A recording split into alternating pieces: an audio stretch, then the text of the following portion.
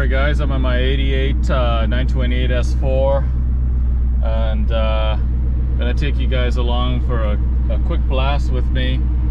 It's a nice day, middle of January 2021, and good day to get the car out, stretch its legs. This car has a rear muffler bypass and a stainless X pipe, which were on the car when I bought it.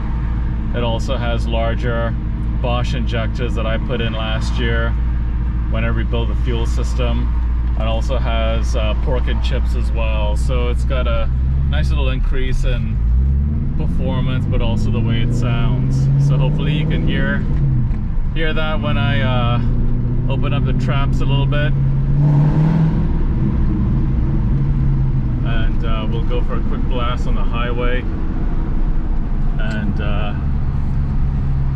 then run through some gears here.